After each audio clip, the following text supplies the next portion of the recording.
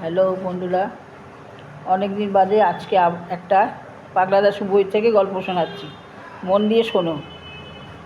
জলধর detective.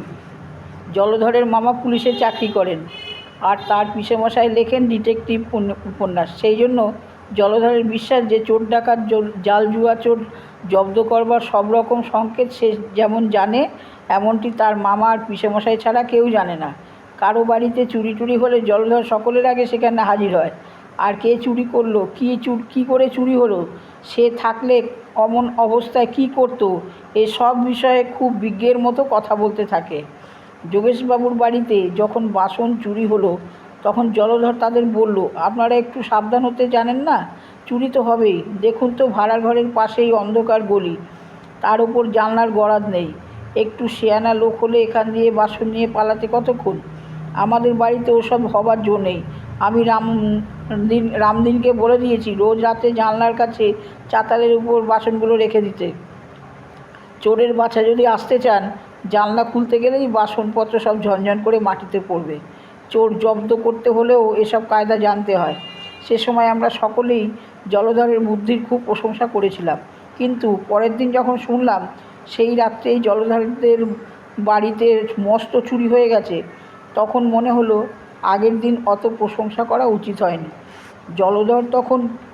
জলধর কিন্তু তাতেও কিছুমাত্র দমেনি। সে বলল, আমি যেরকম প্ল্যান করেছিলাম তাতে চোর একবার বাড়িতে ঢুকলে তাকে আর পালাতে হতো না। কিন্তু ওই আহাম্মক রামদিনটার বোকামিতে সব মাটি হয়ে গেল। যাক, আমার জিনিস চুরি করে তাকে হজম করতে হবে না। বাছাধন যেদিন আমার হাতে ধরা পড়বেন, সেদিন বুঝবেন ডিটেকটিভ কাকে বলে। কিন্তু যা হোক, চোরটা খুব শেয়ানা বলতে হবে। যোগেশবাবুদের বাড়িতে যেটা গেছিল সেটা আনাড়ির অ্যাক্সেস। আমাদের বাড়িতে এলে সে বেটা টের পেত।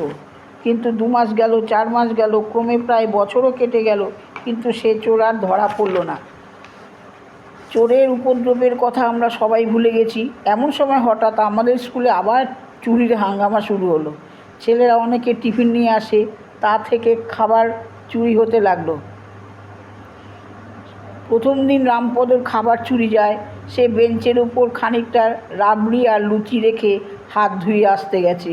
এর মধ্যে কে এসে লুচি টুচি বেমালুম খেয়ে গিয়েছে। তারপর ক্রমে আরও 2-4টি ছেলের খাবার চুরি হলো। তখন আমরা জলধরকে বললাম, কী হে ডিটেকটিভ, এইবেলা যে তোমার চোর ধরা বুদ্ধি খোলে না, তার মানেটা কি বলো দেখি? জলধর বলল, আমি কি আর বুদ্ধি খাটাচ্ছি না, সবুর কর না।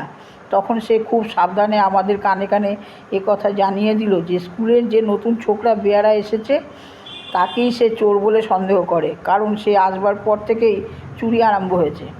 আমরা সবাই সেদিন থেকে তার উপর চোখ রাখতে শুরু করলাম। কিন্তু 2 দিন না যেতেই আবার চুরি।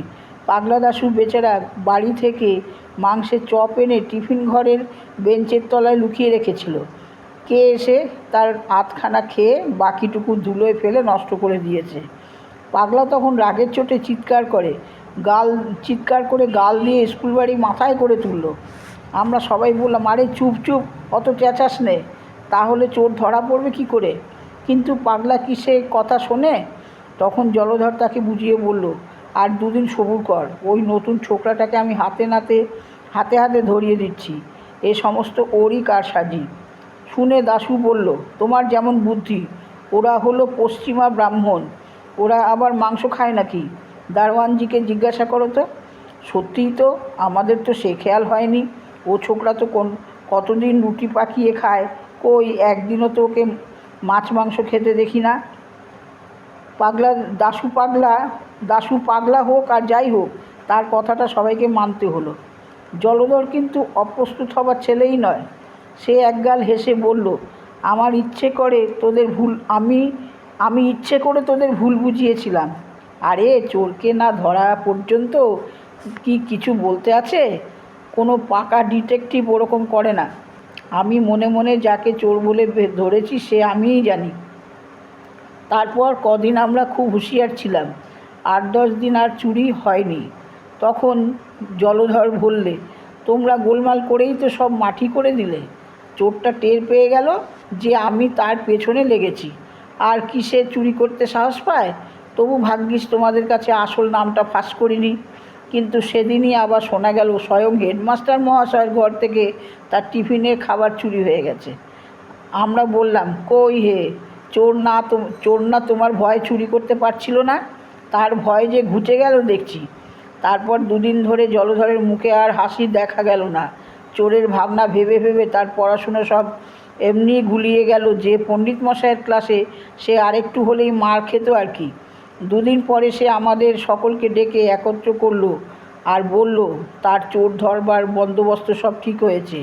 টিফিনের সময় সে একটা ঠোঙায় করে সরভাজা, লুচি আর আলুর দম রেখে চলে আসবে। তারপর কেউ যেন সেদিকে না যায়। স্কুলের বাইরে যে জিমন্যাস্টিকের ঘর আছে সেখান থেকে লুকিয়ে টিফিনের ঘরটা দেখা যায়। আমরা কয়েকজন বাড়ি যাবার ভান করে সেখানে থাকবো, আর কয়েকজন থাকবে উঠোনের পশ্চিম কোণের ছোটো ঘরটাতে। সুতরাং চোর যেদিক থেকেই আসুক, টিফিন ঘরে ঢুকতে গেলেই তাকে দেখা যাবে। সেদিন টিফিনের পর পর্যন্ত কারোর আর পড়ায় মন বসে না। সবাই ভাবছে কতক্ষণে ছুটি হবে আর চোর কতক্ষণে ধরা পড়বে। চোর ধরা পড়লে তাকে নিয়ে কি করা যাবে সে বিষয়েও কথাবার্তা হতে লাগলো। মাস্টার মহাশয় বিরক্ত হয়ে ধমক দিতে লাগলেন। পরেশ আর বিশ্বনাথকে বেঞ্চির উপর দাঁড়াতে হলো, কিন্তু সময়টা যেন কাটতেই চায় না। টিফিনের ছুটি হতেই জলধর তার খাবারের ঠোঙাটি টিফিন ঘরে রেখে এলো। জলধর আমি আর 10-12 জন উঠোনের কোণের ঘরে রইলাম, আর একদল ছেলে বাইরে জিমন্যাস্টিকের ঘরে লুকিয়ে রইল। জলধর বলল, দেখ চোরটা যেরকম শেয়ানা দেখছি, আর তার যেরকম সাহস, তাকে মারধর করা ঠিক হবে না। লোকটা নিশ্চয়ই খুব সন্ডা হবে। আমি বলি, সে যদি এদিকে আসে তাহলে সবাই মিলে তার গায়ে কালি ছিটিয়ে দেবো আর চেঁচিয়ে উঠব। তাহলে দারোয়ান সব ছুটে আসবে, আর লোকটা পালাতে গেলেও ওই কালির চিহ্ন দেখে ঠিক করা যাবে। আমাদের রামপদ বলে উঠল, কেন, সে যে খুব সন্ডা হবে তার মানে কি? সে তো কিছু রাক্ষসের মতো খায় বলে মনে হয় না। যা চুরি করে নিচ্ছে সে তো কোনোদিনই খুব বেশি নয়। জলধর বলল, তুমিও যেমন পণ্ডিত, রাক্ষসের মতো খুব খানিকটা খেলেই বুঝি খুব সন্ডা হয়? তাহলে তো আমাদের শ্যামা দাসকেই সকলের চেয়ে সন্ডা বলতে হয়। সেদিন ঘোষেদের নেমন্তন্নে ওর খাওয়া দেখেছিল তো? বাপু হে, আমি যা বলেছি তার উপর ফোড়ন দিতে যেও না। আর তোমার যদি নেহাত বেশি সাহস থাকে তুমি গিয়ে চোরের সঙ্গে লড়াই করো, আমরা কেউ তাতে আপত্তি করব না। আমি জানি এ সমস্ত নেহাত যেমন তেমন চোরের সাধ্য নয়। আমার খুব বিশ্বাস যে লোকটা আমাদের বাড়িতে চুরি করেছিল এসব তারই কাণ্ড।